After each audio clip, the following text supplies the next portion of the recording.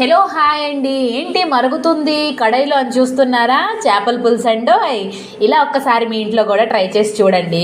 ముందుగానే చేపలు శుభ్రం చేసి పసుపు ఉప్పు కారం వేసి 10 నిమిషాలు పక్కకు పెట్టండి. కడాయిలో 3 టేబుల్ స్పూన్ ఆయిల్ వేసుకొని ఆయిల్ హీట్ అయ్యాక ఆవాలు, జీలకర్ర, అలాగే కోసి పెట్టుకున్న ఆనియన్స్ ఇంకా పచ్చిమిర్చిని వేసి ఉల్లిపాయలు అనేది ఈ విధంగా మగ్గాక దంచి పెట్టుకున్న అల్లం తెల్లుల్లి పేస్ట్ ని కూడా వేసి పచ్చివాసన పోయేంత వరకు ఫ్రై చేసుకోవాలండి. ఇలా ఫ్రై అయ్యాక కోసి పెట్టుకున్న 4-5 టమాటా ముక్కల్ని కూడా వేసి మరొక్కసారి కలిపి రుచికి తగ్గట్టు సాల్ట్ ని, పసుపుని, కారాన్ని అలాగే ధనియా పౌడర్ ని వేసి కలుపుకోవాలండి.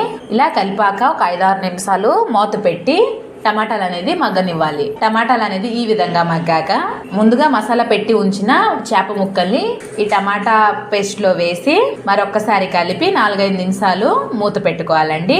మూత తీసాక మరొక్కసారి కలిపి నానబెట్టిన చింతపండు రసాన్ని పోసుకోవాలి. ఇలా పోసి ఒక 4-5 నిమిషాలు మరిగించుకోవాలండి. ఇలా మరిగాక స్టవ్ ఆఫ్ చేసుకోవడమే, అంతేనండి. చూసారు కదా ఎంత ఈజీగా చేపల పులుసు అంది రెడీ అయిపోయిందో.